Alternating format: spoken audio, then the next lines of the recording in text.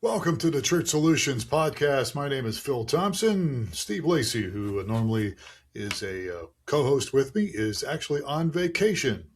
One of my favorite places. He's in San Diego with his family. And so you got me, but we do have a special guest today, which I will introduce in just a moment or so. This is episode number 533.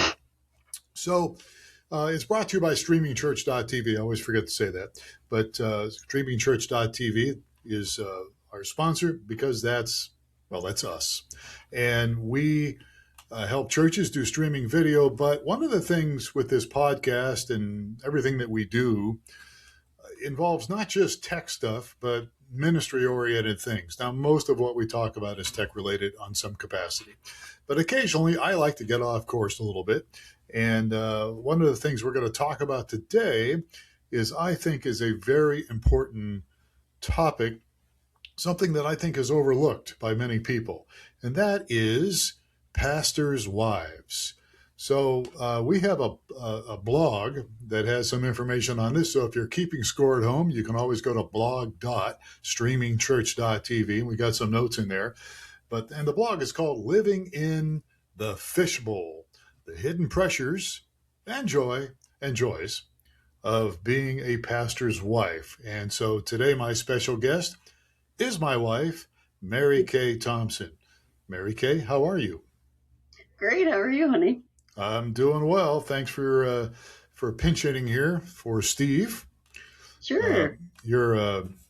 I like Steve a lot, but I tend to like you a little better. So, which is good because we've been married now, 32 years, a little over 32 years, right?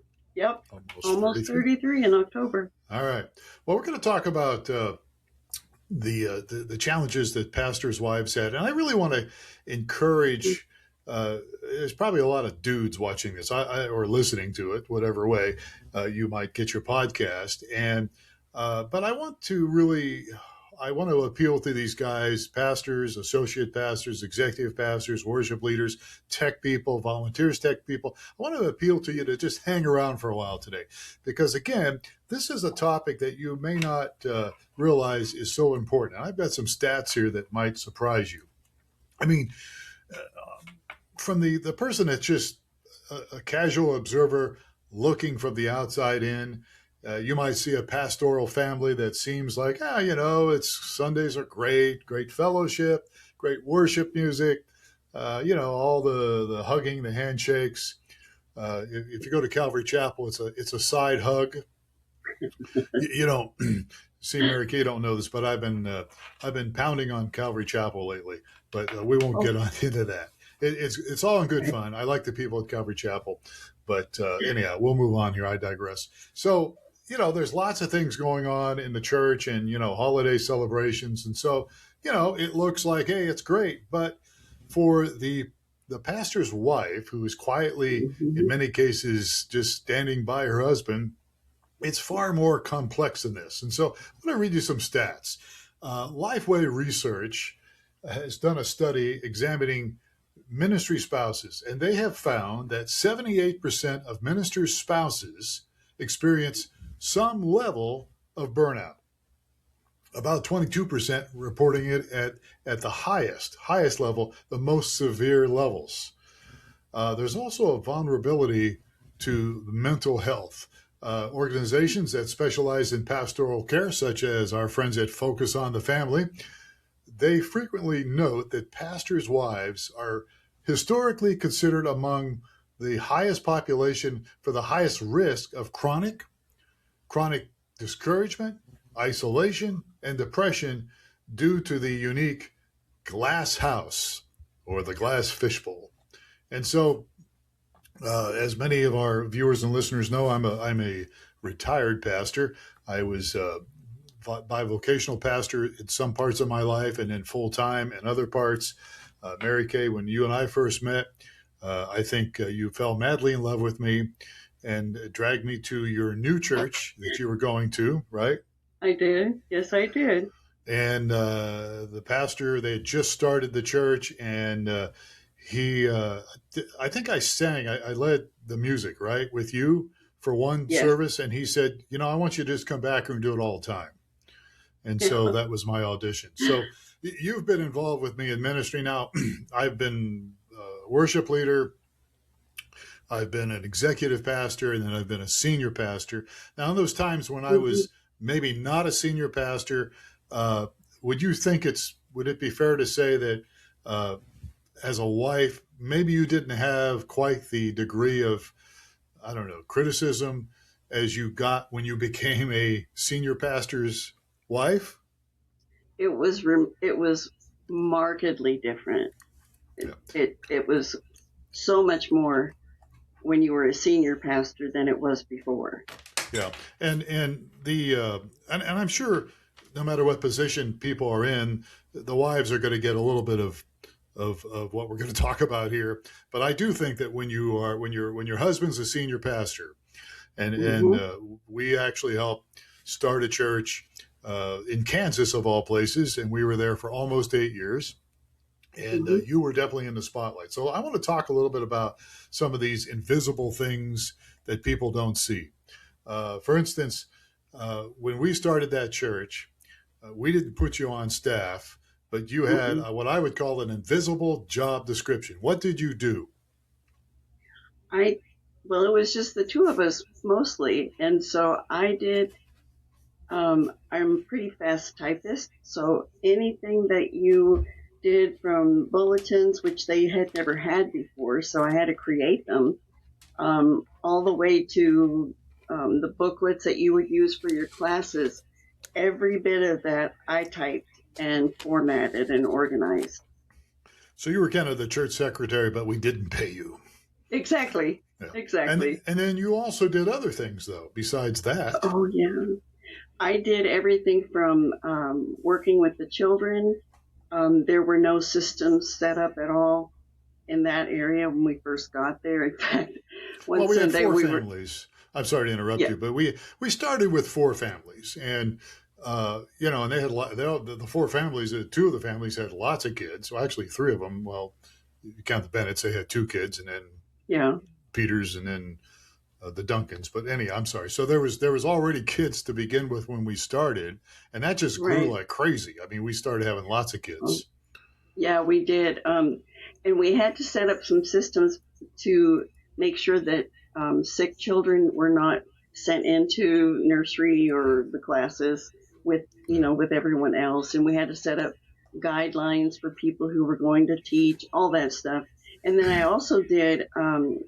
We even started worship that was separate for the kids, and I was doing the movements and jumping and going into almost the splits and everything, and it was great. It was very physical, but it was wonderful.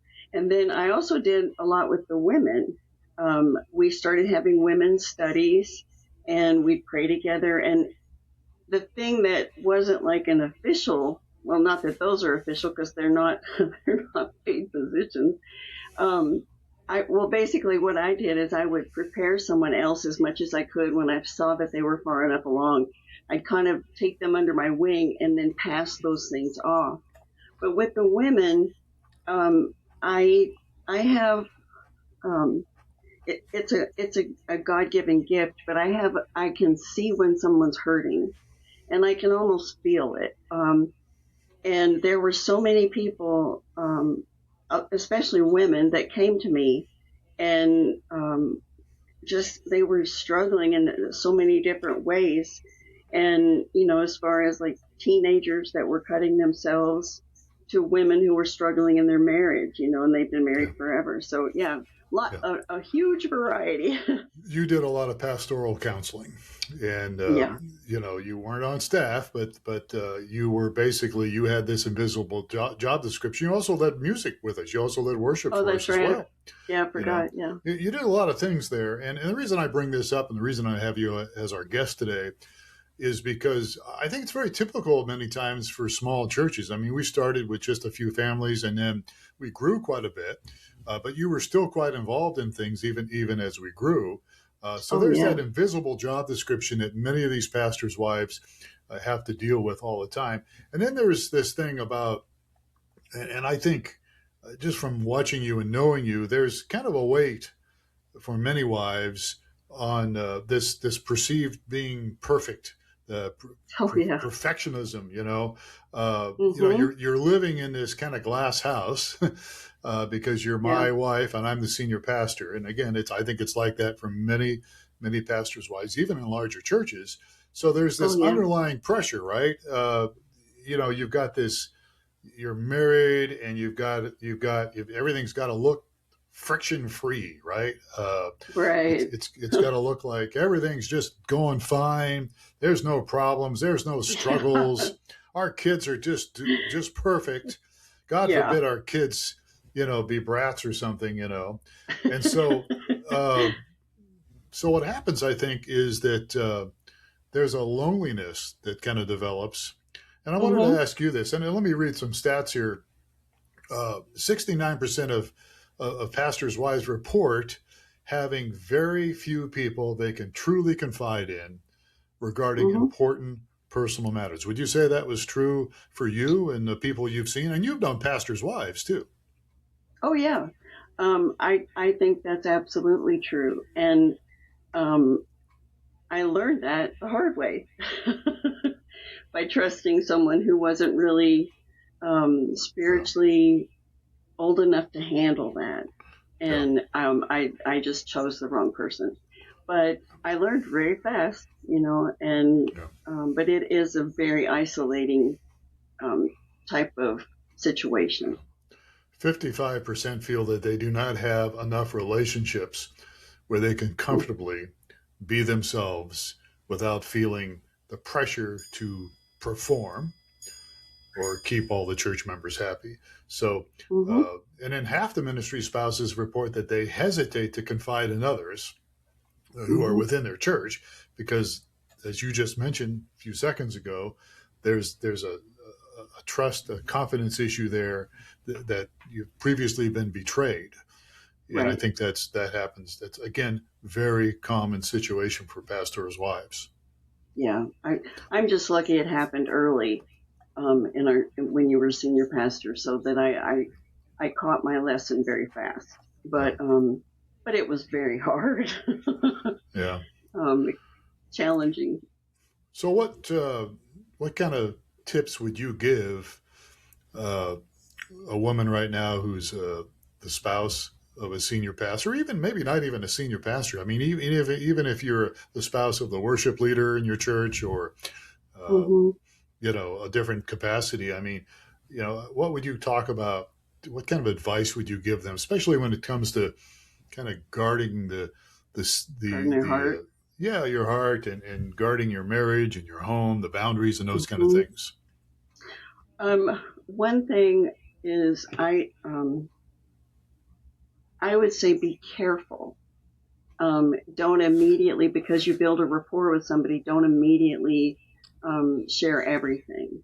So you put a little bit of boundaries around it. The other thing is, don't forget when you're not the senior pastor, and even when you are sometimes, depending on what the situation is, the wife of one of them, don't forget about the other wives that are there within that leadership, because they can often help as well. And um, I mean, you do have to be careful. There's certain things that you just don't say to anyone. You take it to the Lord, but trust those women that are there. And a lot of times you'll find that they understand and they get the whole thing about this has got to be confidential. But I would say start small and make sure that this is a good situation, because you don't want to hear things coming back to you that you've said to them, and just build a relationship with them, whoever you choose. Um, we didn't have anyone in the church who was a lot older than I was at the time, who had been a Christian for a long, long time, or I probably would have gone to her. Um, but we did have some some friends in another church that actually helped us find the one in Kansas. And so there were some women there that I was able to confide in and pray and get advice on how to handle things. Yeah. So that kind of thing. And my mother used to hear a lot, and she was awesome. Not about you. I don't mean that. She was just really, really good listener. And sometimes you just need to spit it out and get it out of your system, and you're okay. Well, you bring up a good point. I forgot about this. We had relationships outside of the church that we were starting and working with for all those years. And I think that's a good thing to consider is that if you hopefully have some type of a community that's outside your church, other leaders Right. in other churches that you can certainly spend some time with and talk to and build some Mm-hmm. community with that. And I know that's hard to do because, especially you're busy, you're trying to, cover all these things, all these plates are in the air, you're spinning, balls you're juggling. But I think that's an important thing is if you can Mm-hmm. find uh, women that maybe outside of your church community, but in maybe another church that you Right. feel comfortable with and you can build some relationship with. The other thing I think too is and I don't, some people don't agree with this, but I think therapy is a Oh good gosh, way to yes. go. Uh, Yes. because if you see a licensed therapist, and not all therapists are great people. I mean, they're just, I shouldn't say they're maybe not great people, but they're not maybe great therapists. They might be good people, but they're not great Mm-hmm. therapists. But if they're a licensed therapist, I mean, they have to practice confidentiality. I mean, Yes. and uh, I just think that that's something that uh, a lot of people don't think a little bit about, especially if you're rooted deeply in some Christian tradition. But there's Right. Christian therapists, and there's Oh yeah. people you could see. And I know that you've seen Christian therapists, and they've helped you a lot. Mm-hmm. Oh, I absolutely. If it weren't for therapy, I would not be the person I am today. And that experience would have been so much harder um, than it was without the therapy. And Yeah. and I believe you don't go just once and you're all done. So you go and you work through the issues that you're dealing with at the moment, and anything else that comes up while you're there. But when I used to call it graduate you, then if things come up again, you go back. And one of my therapists described it like an onion, and they said, okay, we've dealt with these layers, and I'll see you when you get to the next one. And I just kind of kept that in my back of my mind all that time. And it really did help me because it wasn't a failure to go back to counseling. It was actually a good thing because I'm following through with my next layer, if that makes sense. No, that makes absolute sense. Yeah, I think getting back to the kind of the family and those kind of things. I think boundaries are so important. Mm-hmm. Whereas now, one of the things that we did do is we would get away. We were in a little town Yeah. by Fort Riley, Kansas, called Junction City, Kansas, and it was a great Mm-hmm. little community. Lots of I got to be a part of the ministerial alliance in that community. As met a lot of great pastors from all sorts of different denominations, all sorts of colors and creeds and all that stuff, and it was a Mm-hmm. great time. But we would we would escape a little bit, and sometimes not on the weekends, but sometimes during the week, we would take off and go different places outside of Junction City, Kansas, and into a bigger city like Topeka, Yeah, you exactly. know. And then if we really wanted to get crazy, we would drive about a little over 2 hours, maybe 2.5 hours to Kansas City, Oh, yeah. and that was fun. They had some good restaurants there, but getting away a little bit. And I'm talking also to people that are listening to this podcast right now or watching us. Uh, I was foolish because I don't think for the first 2 years I ever missed a Sunday. I spoke every Sunday, maybe longer than 2 years, but we did get away a little bit, and we did get away during the week. And I think I would recommend that if you're starting a church or you're up to your neck with all sorts of things with the church you're at, if you can arrange to get away for a few days during the week somewhere else, I think Yes. that really helps. And I think it really helped you a lot too, didn't it? Oh, I loved it. And we actually set a family day because when we first moved there, our son was 2, and so we wanted to do things as a family. So we would get out and we called it family day during the week, and we would get out and go do things. And it was great because we weren't like so readily available for someone to just drop by with an issue or, that Yeah. sort of thing, or hang out for quite a while. So I thought it was priceless. And then we also had our date nights, which were great for me too. Yeah. And so people listening to this, maybe who are in the Midwest or maybe even back east some places, there used to be a thing, it's not so common anymore now, but there used to be a thing where you would have, the church would have a parsonage. And the parsonage was something that was owned by the church, and it was usually next door to the church where the pastor and his family would live. So when we basically restarted this church with four families, the parson, it actually had a parsonage, but it wasn't next door to the church, but it almost was. I mean, it was just up the street a little ways. And we were right off of I-70, and it was you could see if we were home by the Jeep or something sitting in the driveway. Yep. And people would show up. And I come from the 60s and 70s where back then it was pretty common for people to just show up at your door, even if you weren't in ministry. Right. Your friends would just show up back then. So at first, I don't think it was a big deal for me, people just kind of showing up. But as time went on and we're working really hard at this thing, the whole thing about people just showing up. I mean, we had people showing up middle of the night. Oh yeah, definitely. I've been called in the middle of the night, and it was a serious issue, and ended up taking that parent and child to Topeka to get help because they needed to be hospitalized. And I had that happen several times. And I'm honored that I was able to do it, but it does take time away from everything else. And so then you have to try to cram and get the rest of the things done. Plus, we had a small child, and I feel like I missed out on some things. Not that much, but I was just so busy. Yeah. Well, you were busy, and we could not, I could not have done it without your help. And the church is going today, they're doing well today. I think they're going to get another pastor here pretty soon.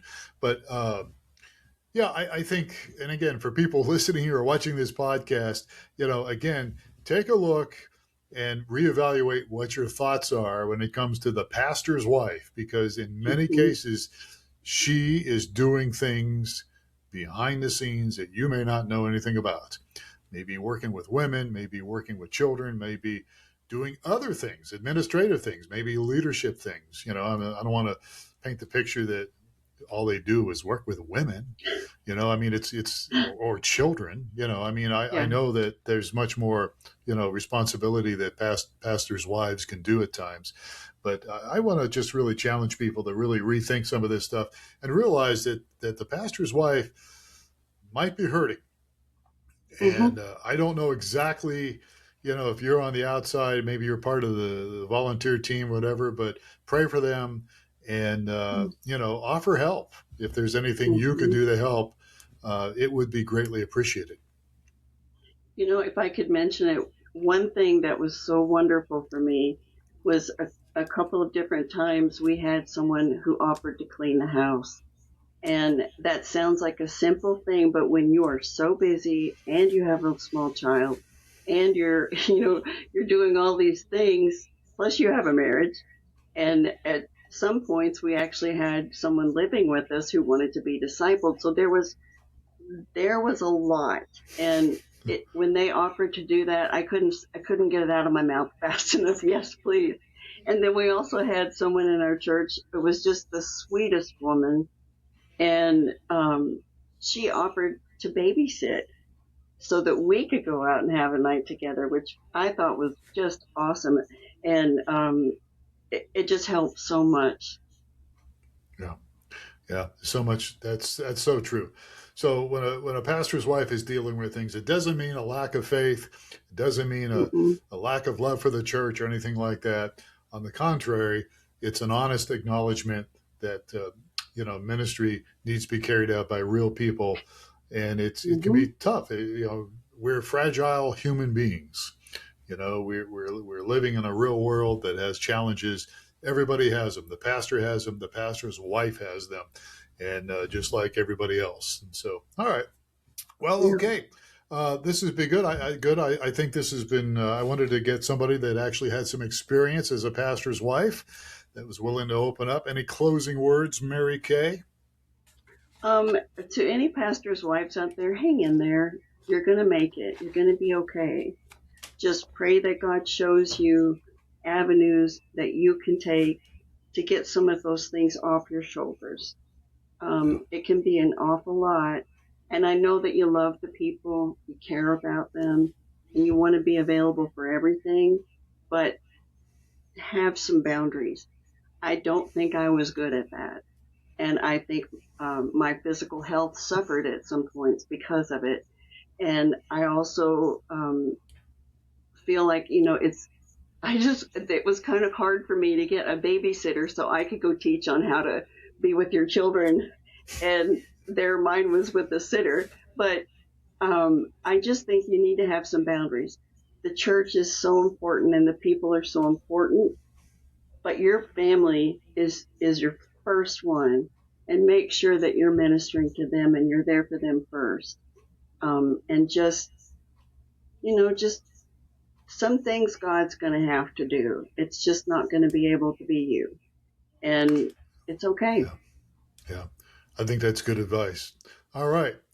Well, folks, again, check out our blog. We've got some notes on the blog here about this whole thing. Just go to blog.streamingchurch.tv. And of course, the Church Solutions podcast. You feel free to share it with somebody, and feel free to pray for your pastor's wife. And as Mary Kay said, offer anything you can do to help them during times of need, or even if you don't see the need, sometimes just offering was a good thing as well. All right, good deal. Thanks, sweetheart. I do appreciate you Oh, you're very welcome. much. I All right. appreciate you too. Well, thanks, honey. All right. So, with that in mind, we're going to get out of here. Steve Lacey will be back with us next week. My name is Phil Thompson. She's Mary K Thompson. And please take care of yourself and each other. And we will catch you again on another Church Solutions podcast.